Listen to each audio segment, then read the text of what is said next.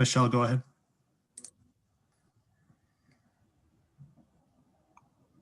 Hey, Charisma, it's Michelle Vopa with ESPN.com.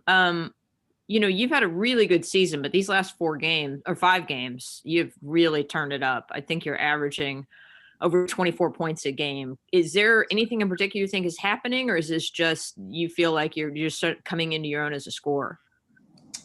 Yeah, honestly, before break, I had 2 of my bad games against Stanford and Cal, and I really was upset with how I was playing. And I just feel like since we come back from break and practice, I've been very intentional about being aware of the details and those type of things. And I feel like I've just been playing more like myself and just not focusing on just scoring and just playing team basketball, and I feel like that has led to me scoring. What did you mentioned those 2 games. Did you kind of just have a talk with yourself after that, or what was it like? Because it just seems like a switch has been flipped after that.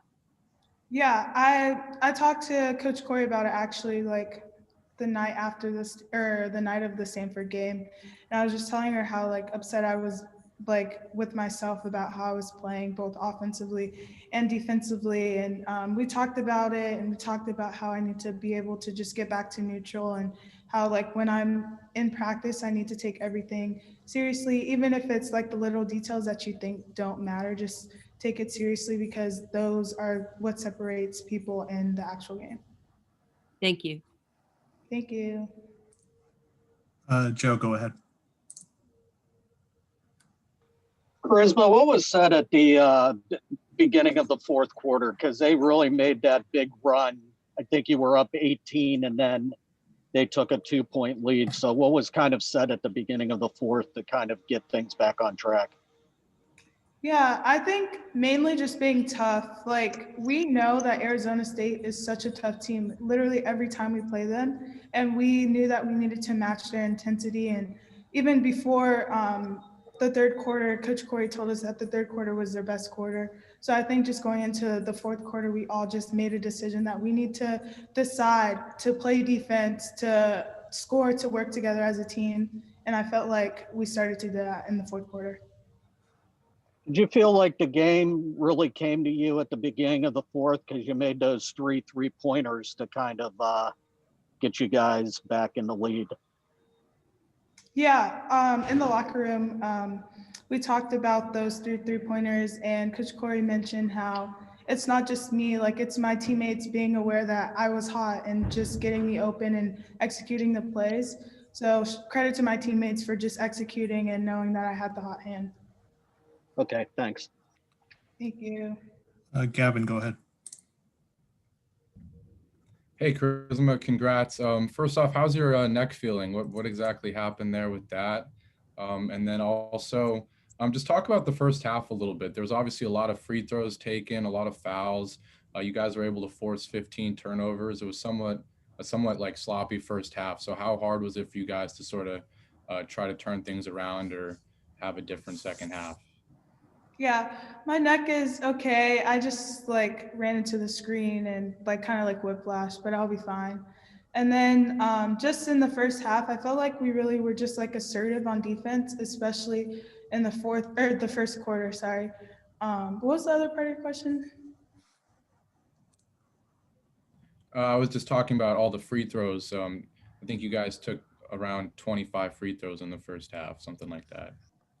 Yeah, I think we were just all being aggressive to drive and kick, and Arizona State was fouling us, and we were just getting to the free throw line. But then just on the other end, we needed to be more disciplined with our fouling as well. All right, any final questions for Charisma? All right, we'll let her go. Thanks for your time, Charisma. Thank you. Have a great weekend, y'all. You too. And we'll have Emily Bessoir coming up next. Again, if you have any questions, please hit the raise hand button.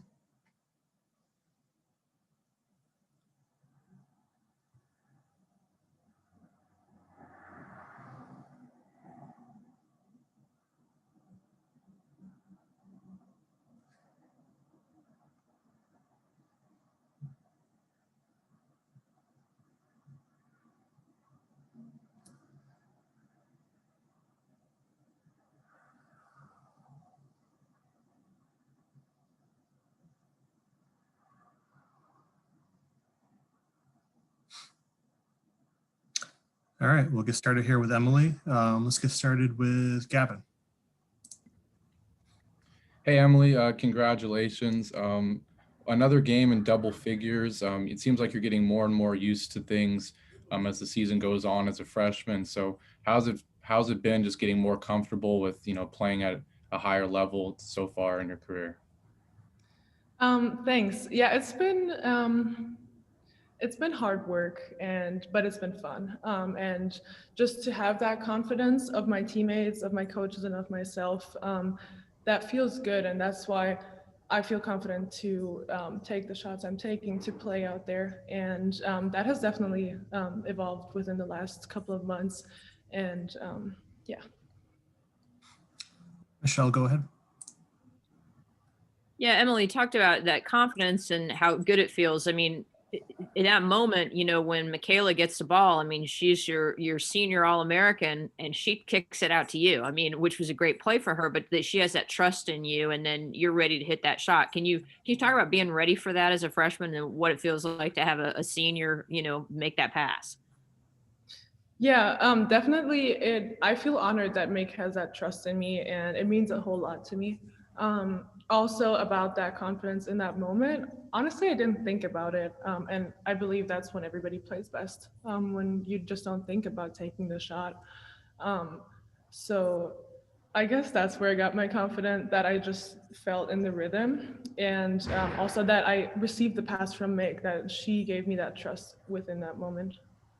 And if I could ask this, it's always an adjustment for freshmen, but freshmen far away from home. What's it been like for you, and how I guess just you gotten really used to it, or is it a little difficult at times? No, like right now I'm really comfortable where I am here. And in the beginning, I'm not gonna lie, it was different. There are a lot of things different just from small things. But the team has been great in integrating me, and being the only freshman at first was hard. I still miss my Australian buddies, but yeah, the team has been great in integrating me, and I feel really comfortable here. And honestly, time just flies, and I guess that's a good sign. I talked to my parents about that the other day, and they were like, well, that means you're having a great time there. Thank you. Thanks. Joe? Emily, with being the only freshman and with only 8-9 players playing, does it almost feel like you're a sophomore because of the amount of time you're getting in games? It does. Sometimes I honestly forget that I'm a freshman just because we're only 8 players or 9 players. And especially now that Dominique got here, there's another girl that is new that has to adjust. But I still know that I'm a freshman, and I'm just grateful that I get all that time and that confidence from my coaches, and that I'm able to be at a program like UCLA. What was said at Sorry, go ahead. No, go ahead. Sorry. Oh, I was gonna say it's regardless of your age and your year that they treat you. What was said at the beginning of the fourth quarter? Because you guys were up by like 18 in the second quarter, and they do that 11-0, 12-0 run to all of a sudden take the lead. Just was there a shake in confidence, or just what led to that? I think we had a lot of mental lapses where we didn't focus on the scout or on our strengths, and that can happen. We didn't behave like we were a top 5 team mentally and physically, so I think that led to that. And Arizona State, credit to them, they played their game, they played their strengths, and we just didn't focus on that. So I guess that's what led them to have the run. And yeah, going into the fourth quarter, we knew it was tie game, so that is our quarter. Like this is all, like, that's 10 minutes, and we have to play our game again and refocus and stay neutral. And that has been a big emphasis for us, to get back to neutral, to not care about what has happened, but to look for it, to make the right steps. After big wins against Oregon and Stanford, is this kind of a good lesson game too, that there's really no opponents or no nights off in this conference? Oh, definitely, yes. I mean, we know that Arizona State is a tough team, and yeah, going into that game, we knew that they were going to be tough and scrappy, but that was definitely a lesson that we should all learn from and that we should hold ourselves accountable to. Okay, thanks. Thank you. Let's go to Sue. Sorry about that. Hey, Emily. Just wondered if you could speak a little bit to Charisma's seeming rising level of confidence. It just seems like she just keeps growing exponentially every game, and so she's turned into this crazy scorer. How is that translated on the floor with you guys? Oh yeah, I totally agree with you. Charisma is a great teammate and a great player, and she knows when to take the ball and score. She knows when we need her to step up, and she has been great in the past, like this whole season. And I believe that gives our team also the confidence that we have somebody that can score in big moments, but knowing that it's not only charisma, like everybody can do that, but even like when she got hot in the fourth quarter, we knew we had to get the ball to her. So she's been doing great, and it's a blessing to be her teammate. All right, let's wrap it up there with Emily. Emily, thanks for your time. Thank you.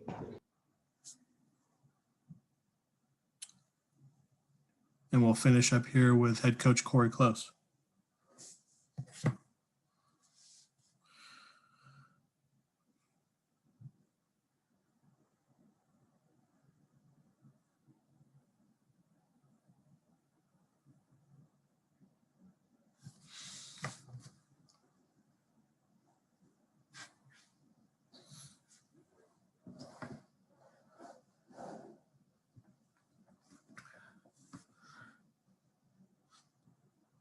Okay, everyone, we're joined by head coach Cori Close. Coach, would you like to start us off with an opening statement? You bet.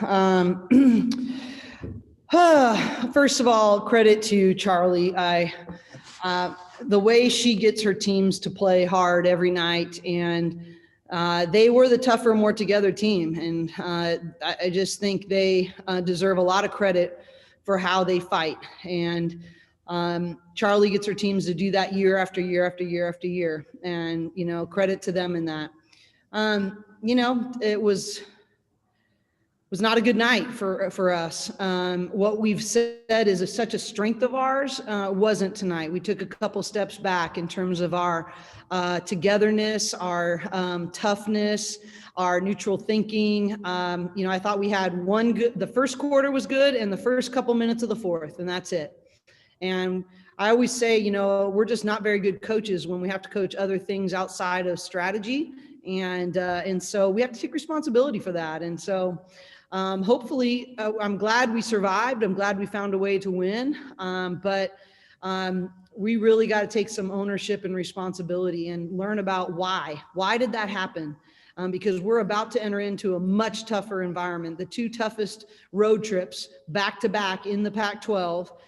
From a travel perspective, it's going to be hard. If you're not the tougher, more together team, you stand no chance. We lost at Washington last year. I mean, there's just so many things, and you know, we got to own our stuff and get a whole lot better real fast. Okay, we'll open it up to questions for Coach Close. Michelle, go ahead. Yeah, Coach, you'll probably hate this because, you know, we're never as we're never as critical probably as a coach. Part of it I'd say is I feel like Arizona State always makes people look bad. That's kind of what they do. It's true. But wanted to ask you about with Charisma, looking at these numbers, and she spoke about having a couple of rough games right before break and coming back. Her last 5 games, she's averaging over 24 points a game. Are you seeing certain things she's doing, or is this just her confidence soaring, or what do you see that as? Well, I always say the work done in the dark always gets revealed in the light. And I don't think it's happened in the last 5 weeks. It's happened in the last several months. And one thing, I think it even started, I knew that she was going to grow into being one of the best guards in the country. The first week she was on campus, she found our biggest gym rat, Japrice Dean, when she was a freshman, the first week, and said, "Don't ever go to the gym without me." And she went to the gym and showed up with our biggest gym rat. I give Japrice Dean a lot of credit for how Charisma's work ethic and skill development and preparation has grown. And then the other person I give a lot of credit to is Michaela as her roommate. And I think from a mindset perspective and a leadership perspective, I think those two things have really soared, and it's been these gradual steps. And then, you know, I knew she was extremely talented. She's a 3-level scorer. She can play great defense. I think I've been telling everybody, I've been telling recruits all the time, you're going to want to play with her. She's going to grow into being one of the elite guards in the country. And, you know, so it doesn't surprise me, but I don't think it's happened in the last 5 weeks. I think it's happened in the last, you know, year and a half. And I think it's been more gradual, but if you see her work out, that's when you know, okay, this kid's growing in that. And I still challenge her every day from a leadership perspective, a mentality perspective. I think there's even still so much she can grow in, and that's scary that I'm saying that. And just with Emily, sort of a bigger picture question. This seems to me like a really good freshman class nationwide. Pac-12, very good in every conference. Yeah. Is that something you saw even a couple years ago with these recruits coming up? And do you feel like it is a good class? Well, and I really credit, you know, the Pac-12's success, also the Pac-12 networks and their coverage and just the commitment on the national level. We were able to attract kids literally from all over the world, and we're able to keep our West Coast kids home for the most part. And that's been a huge change. And I think that's been really, really important. But, you know, I think specifically in Emily, I mean, you know, think about, you go across the country, how many freshman bigs are playing better than her, especially in big moments and big games. And, you know, I think she's been really tremendous. And just think about it. I really believe we'd have one of the best freshman classes in the country with Izzy and Gemma if they would have been allowed to be here at this point. So I really did see it coming, and I thought it was going to even be better for us than it actually has been. But such a credit to Emily, her decision making, her ice in her veins. You know, she's, you know, that last play, I was such a credit to her 3 that she hit, to Michaela, the poise that she hit a couple of years ago. She would have just shot a bad shot. And I thought her poise when the double team came to find Emily, and then Emily's confidence to step up and make that shot. And she's just mature beyond her years, and her IQ is really high. But again, she stays after practice and makes 50 to 100 extra threes after every single practice. And so in game, you know, she always says, I trust in my reps. And I think you saw that. But I think the freshman class across the Pac-12 fans have a lot to be excited about for many years to come. Thank you. Joe, go ahead. Cori, what was that conversation with Charisma like after the California and Stanford games? Was it just her confidence was down, or she kind of talked about getting back into that neutral plane of thinking? Well, the hard piece is that after Cal, her and I actually sat down and we had a good chat. After Stanford was hard because we all dispersed at that point and they got time off. But it was interesting. After the Stanford game, I think it was either Stanford or Cal, I can't remember. She texted me and said, Coach, can we FaceTime? And I said, yes. And so we FaceTime. She goes, I'm just really struggling. I'm trying to get back to neutral, but I don't know how. I need to try some different things. So we talked about changing her refocus routine. I called Trevor Moad, the author of It Takes What It Takes, and said, hey, help me with this. How can I get to this kid? And, you know, but I really think she did the work after. We made a few tweaks on her visualization film. We showed her some past ways in which she was doing things that she was all of a sudden becoming less tentative or more tentative. But, you know, I think the credit really goes to her. She did the work. And, you know, I don't know exactly what it is. It's hard with great players. And sometimes there just becomes a tipping point. You know, you're just chipping away. We read a book by Joshua Medcalf a couple of years ago called Pound the Stone. And you keep pounding, and you never know when things are going to crack. And I think that, you know, just asking her to keep doing the next right thing was really the key. But I think really her humility to say, hey, I need some help here. I'm really struggling. And mentally, and to ask for that help, she was already on her way, just the courage to ask for that help. How hard is it during this month, you were supposed to play 10 games. You ended up playing 5. You're averaging basically 1 game a week where, basketball teams play 2 to 3 games a week. It's not football where it's 1 game a week. Just how hard is that about trying to maintain, consistency and composure in that? Yeah, really hard. And honestly, I thought we had a really good week this week. And so I thought I was a little worried after Stanford. We took Saturday and Sunday off and we came back Monday. And I was like, how's the team going to respond? But they were really hungry. They were really hungry to get better. I thought we had one of our best preparation weeks. And I thought the first quarter, we played pretty well, especially in our defense and rebounding. I thought we were out of sync offensively, but as you said, Michelle, Arizona State does make you play ugly. And we knew that. But I just wish we could have stayed more steady in our mentality and then controlled defense and reboundings. We had 5 kills, which is 3 stops in a row as a kill. And we had 5 kills in the first half and we had 0 in the second. And so those are the kinds of things that I'm like, that's a problem. But I really don't think it had anything to do with 1 game a week. I mean, obviously we've done okay. And in some ways it's been good for some of the adversity we faced from an injury perspective. But I think our word for the year is perspective and controlling what we can control. And I think that's where we got off track tonight, quite frankly, is that we got distracted by all kinds of crud that's out of our control. And as Coach Wooden would say, when you focus on things that are out of your control, it adversely affects the things under your control. And we saw that in full display tonight. I don't know, but the reality is I can't control it. So my job is to have great perspective, to lead best with the circumstances we're given. And, now I'm really proud of our team. We're one of 2 teams in the Pac-12 that has not been hit. And there's been a lot of sacrifice involved in that. And so, I just can't control it. And I think this is the year I think everyone talks about, it's the year of being adaptable and being flexible and, not getting distracted by things that are out of your control. And then just last thing for me, only 5 games in January.